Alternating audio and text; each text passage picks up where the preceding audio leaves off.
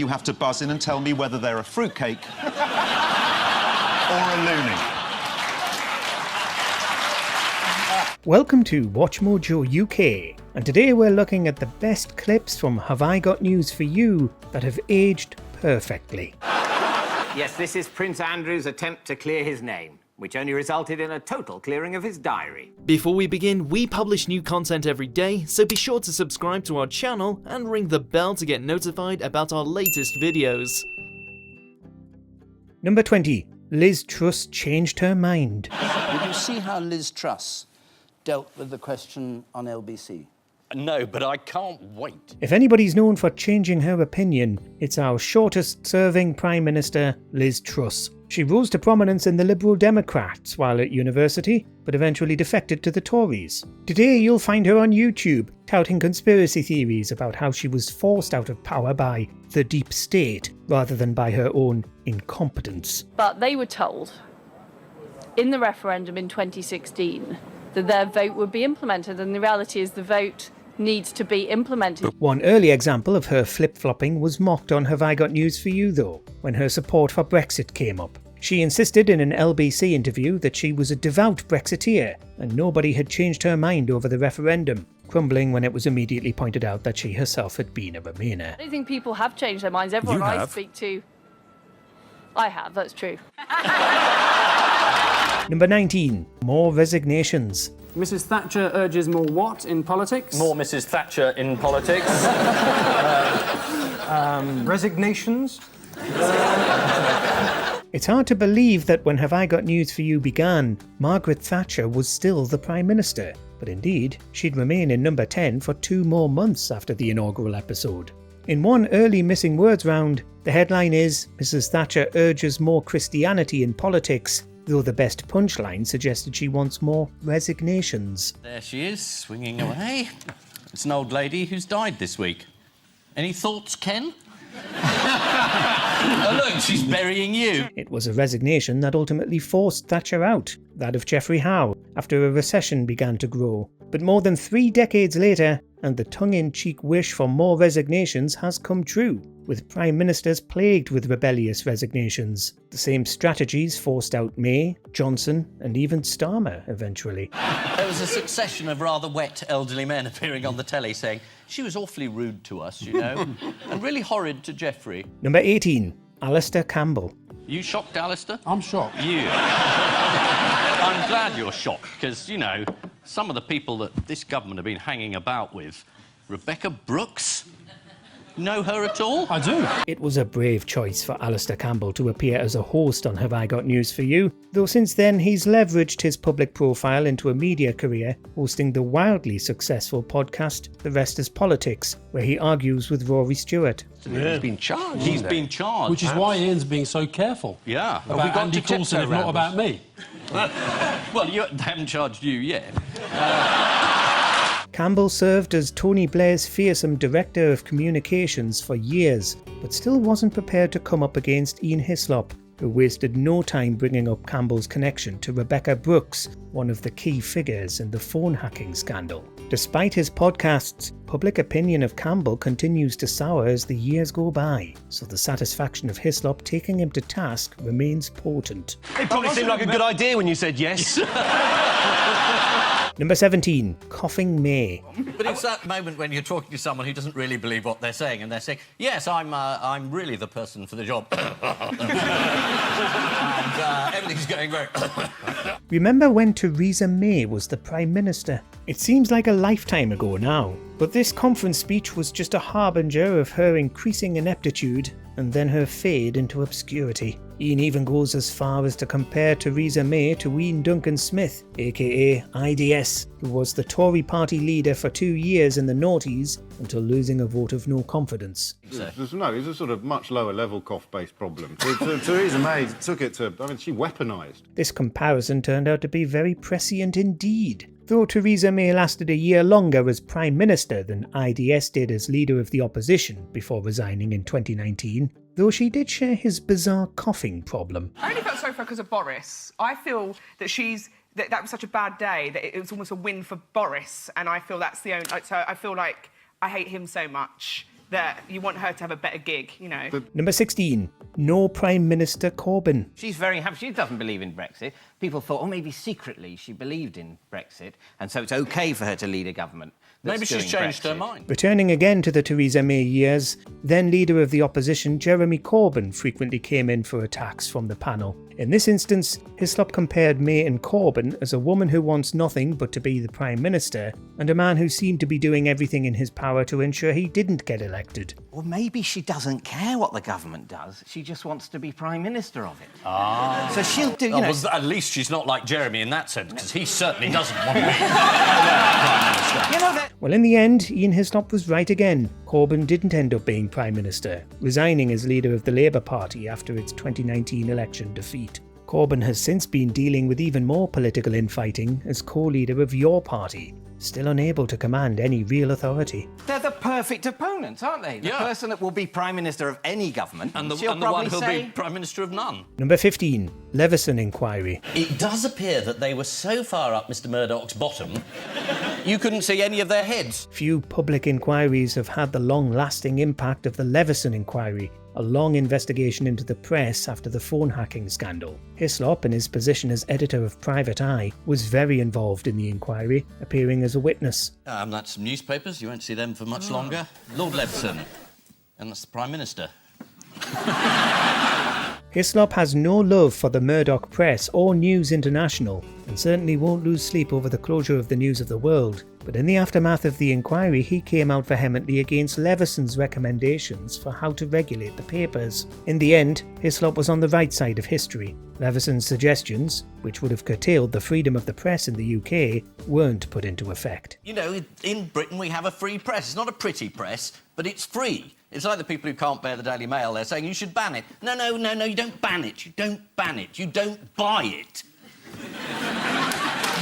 Number 14. 350 million. He's been charged with lying, hasn't he? Yes. With falsifying, with the big bus with the figure outside that was something like £320 billion a week goes through Europe. For years, Britain has been drowning in the political quagmire of the infamous Vote Leave bus. This bus was driven around the country as part of the Leave campaign, bearing the claim that we send the EU £350 million a week, and suggesting that that money should go to the NHS instead. So, at the moment, we're just at the preliminary hearing stage. Oh, right, OK. About whether, when he was a public official, he was telling lies. It's become contentious because the figure itself is wildly in dispute, to the extent that somebody actually tried to take Boris Johnson to court personally. Though the case was thrown out, the reason this moment of Ian Hislop discussing the proceedings has aged so well that a decade on, people still regularly mention the Brexit bus, and it remains a symbol of British politics in the 2010s. Reprimanded. Ian, yes, we're not allowed to say anything that might prejudice the case. Well, that's absolutely fair enough, because I would like him to have a fair trial with a desirable result of him being imprisoned forever. Number 13. Britain's biggest fare dodger. Are there no ticket inspectors on this line? You can... It's a very, very remote station, so you can slip in under the barrier, I understand. This was a big, if bizarre, story in 2014, when a man was arrested for avoiding £43,000 in train fares while travelling from Stonegate to London. He did this by simply tapping his Oyster card at the barrier, but eventually got caught by an inspector. Just barely managed to avoid having his name made public by settling out of court. Britain's biggest fare dodger had to repay £43,000 for fares he's dodged. I think that person doesn't exist. I mean, they always say, punish one, warn 1,000. That is an imaginary person. But why is this in a video about moments that aged like wine? Well, fare dodging has become even more contentious recently, with MP Robert Jenrick rocking up at London Underground stations in 2025 to publicly harass people he thought were fare dodgers. He was still the Tories' Shadow Justice Secretary at the time, but defected to Reform shortly after. Excuse me, do you think it's all right not to pay? Seriously, why do you go back through the barrier and pay? Number 12. Boris has a tantrum. You're not aware of anything, Mark. I think it's a bit early for you to start it on me on this show, Ian. Boris Johnson went on Have I Got News For You a few times, first as a panellist when he was still a journalist, then hosting when he was a politician. For a while, you can argue that this moment actually aged like milk, since Johnson would go on to become the Prime Minister. But his buffoonery couldn't stand the test of time, and he was eventually pushed out of office by a similar bevy of resignations to Theresa May. Wills and Harry have absolutely no interest in marching songs. They like soul songstress Joss Stone and a chap called Farrell. He's a hip-hop master mixer, and according to the Times... Your shoulders moved when you said hip-hop. In the aftermath of Have I Got News For You, he claimed that he was stitched up by the show and mocked, throwing a tantrum. Years on, and he'd throw a similar tantrum during the COVID inquiry, showing his true colours yet again. According to the Times, Farrell has been collaborating with Britney Spears, Justin Timberlake and Snoop Dogg. You know they get you to read these out just to make you sound silly. You know that. Number 11. Charles Kennedy. And now we know, we have it from the horse's mouth, that it wouldn't have mattered who said what was the case, what wasn't the case, he'd done it anyway. Absolutely.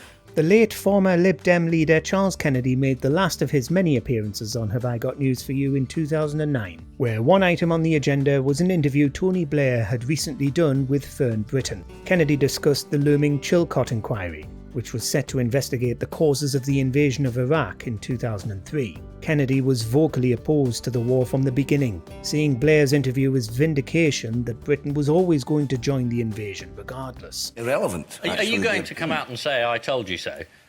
Because you should do, really, as the leader of the opposition against the war at the time. Kennedy sadly died in 2015, but has since seen even more vindication, because the Chilcot report, released the year after, stated clearly that there was no satisfactory legal basis for the war. According to a headline in the Times, Blair would have gone to war without Iraqi WMD. What do you mean, would have? He did. Enjoying this video? Be sure to tune into WatchMojo UK's 24/7 live stream for more British content. Scan the QR code on screen to join us for live, non-stop Blighty. We definitely want a hard Brexit. It's got to be hard to be good. Everybody knows that. Number 10. Cups of coffee. Although it was quite amusing to see the longest queue ever for Starbucks in the history of the world in that square at a protest against capitalism. In this 2011 episode, then Tory MP Louise Mensch, who lasted barely 2 years as a Member of Parliament before resigning to go live in America, took aim at Occupy London. They tweet about it regularly on their iPhones, perhaps in between getting cafe lattes.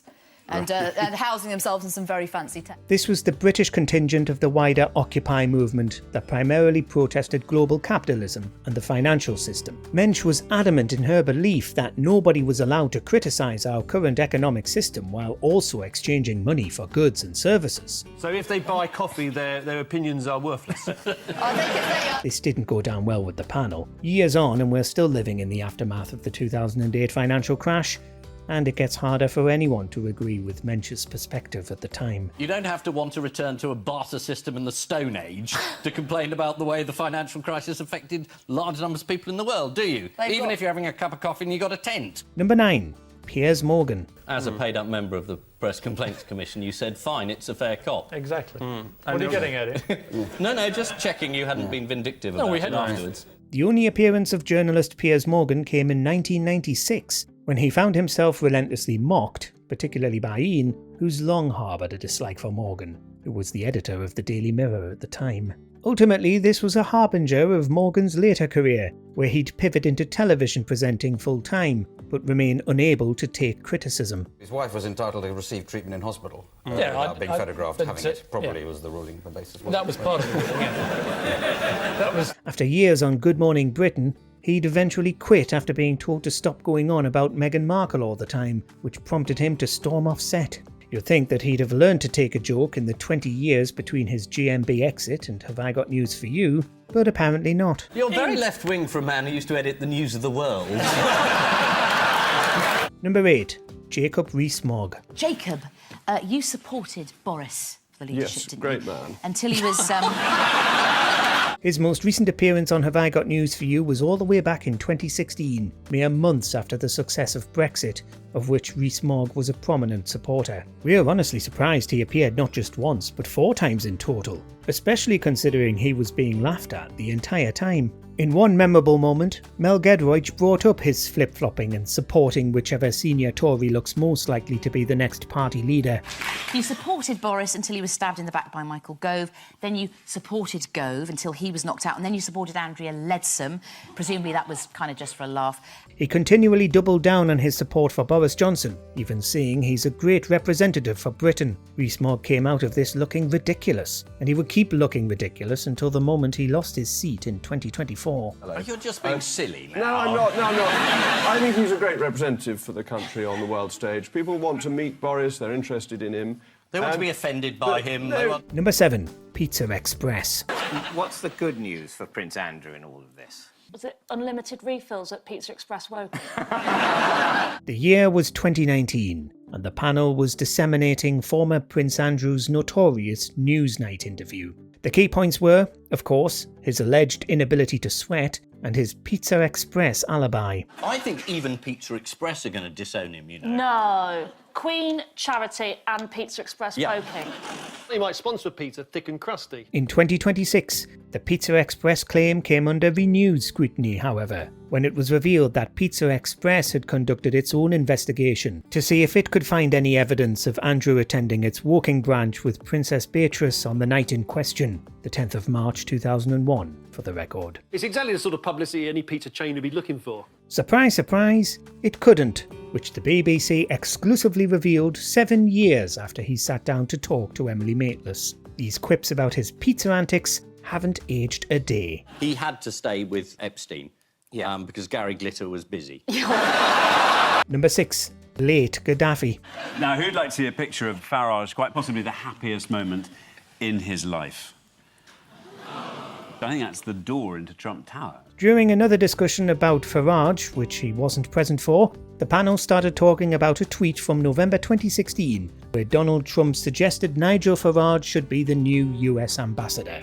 The accompanying picture of Farage and Trump outside the gilded doors of Trump Tower came in for immediate mockery, with Hislop comparing it to the interior design sensibilities of Colonel Gaddafi. Have you seen the pictures of inside?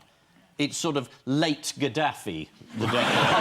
In the years since, the comparisons between Trump and Gaddafi have only got more relevant as the US descends into authoritarianism. And Farage is still being scrutinised over his many visits to Washington DC, including by his most notable political rival, Count Binface. Perhaps early Saddam, but it's a riot of vulgar dictator chic, it is. Number 5. Mr. Kettle. I think it's absolutely disgusting, all these elected politicians using all these expenses to better themselves. It's disgraceful, isn't it, Ian? It is absolutely disgraceful, Mr. Kettle. In 2014, Nigel Farage was making yet another appearance on Have I Got News For You, and also, coincidentally, his final one as of making this video. Up for discussion that week was the long MP expenses scandal, with expenses again coming up for scrutiny. Farage immediately tried to attack MPs, only to be undone by a remark from Ian. He didn't seem to realise that the programme's researchers would have found any receipts, only to produce a quote from Farage where he'd boasted about claiming millions in expenses. That was Nigel Farage. The same Nigel Farage who in 2009 revealed that as an MEP he'd claimed in expenses £2 million of taxpayers' money. This is all relevant years on, because in 2026, Farage became embroiled in another scandal involving millions of pounds, only this time his £5 million gift that went undeclared. As a tax-funded MEP, Nigel Farage is an equal opportunities employer. Some of our money has gone to his wife and some to his mistress. I think that is allegedly, don't you? I think that is allegedly. Number 4. Freebiegate. Oh, things can only get better.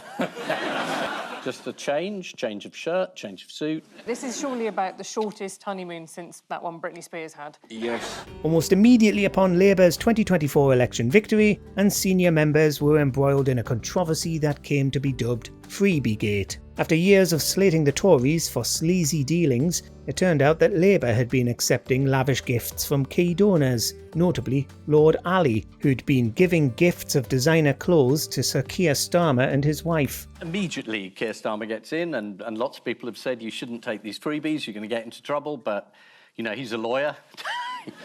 He doesn't listen. The long impact of this controversy was the first chink in Starmer's armour that eventually led to his resignation, after 2 years of basically just being rubbish. Very little changed between the Tories and Starmer's Labour, and his unpopularity was his downfall. And it's at worst disappointing, and B, it's the same again.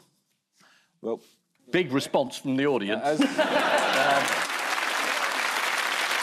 Number 3. Peter Mandelson. Peter Mandelson is back in the news. Does anyone know why? This film about him is called The Real Prime Minister. Was he the real Prime Minister? That's the humble title of the film. The so-called real Prime Minister, so-called by Mandelson himself in his autobiography, that is, has come under fire numerous times on Have I Got News For You. All of these gags have aged impeccably, though only because Mandelson's public image has degraded and degraded. Why Mandelson said, oh, my media image is a bit absurd. You know, me as this great prince of darkness, they call me, this Machiavellian figure. It's just ridiculous. Mandelson, a key advisor in the Blair years, returned to frontline politics to be the US ambassador for Keir Starmer, only to end up in disgrace in 2026 when his Jeffrey Epstein connections were revealed. And he said that Mandelson's phone rang, and Mandelson, excuse me a moment, and he turned away and he heard Mandelson say, this must be suppressed. He was constantly in the news for various unsavoury friendships and even supposed attempts to suppress things in the media. First his sexuality, and later the emails he sent tipping off Epstein about Britain's economic situation. Please, will all programmes note that under no circumstances whatsoever should the private life of Peter Mandelson be referred to on any broadcast. Whoops. Number 2. Fruitcakes and Loonies. I think it's time for a game of fruitcake or loony. Another showing from Farage from his humiliating 2014 appearance. No wonder it was the last time he dared to turn up. And also one of the most legendary moments in the show's history. I'm just guessing. Yep. Fruitcake. I'm afraid that's the wrong answer. He's a loony. The panel were discussing old comments made by David Cameron in 2006, where he described UKIP members as fruitcakes, loonies and closet racists mostly. Have I Got News For You took the opportunity to ask Farage directly which of his UKIP supporters and candidates were fruitcakes and loonies. Sir, it's actually a trick question. He's not a fruitcake nor a loony. He's a closet racist. Over a decade later, and his current party, Reform UK, is still attracting people who could be described as fruitcakes and loonies, including one Reform councillor in Doncaster who suggested creating a committee to investigate UFOs. At a public meeting about travellers, he said, the Romanians, they'll stick a knife in you as soon as look at you. His name is Rob Fraser. Well, thanks for telling me. Number 1. FIFA Corruption. Who cooperated with the FIFA inquiry? The English. Yes, no one except the English and the Australians, and definitely not the Russians or the Qataris. If you told someone 10 years ago that FIFA was only going to get more corrupt than it was already, they may not have believed that was possible. In this classic segment, David Mitchell grills the panel about the then ongoing FIFA inquiry into whether anything dodgy had gone on with the Russian and Qatari bids for the 2018 and 2022 World Cups respectively. They know he paid money to a delegate to vote for the Qatari bid, so that it's definitely to do with the Qatari bid, but they dismissed it as irrelevant because they said this was only one vote out of the 13 required and therefore could not have been significant. 2026, however, saw possibly the most brazenly corrupt World Cup yet. The most infamous moment was, of course, Trump personally asking Gianni Infantino to suspend the red card of the US team's star striker Folarin Balogun, an unprecedented move that Trump later bragged about online. Starts, I need you to start shredding his correspondence. So soon? Yes, start from now. There are 3 years of filing to be shredded. Just do it discreetly, OK? What about the request from the Russians to shred? Let us know in the comments what Have I Got News For You video you want to see next.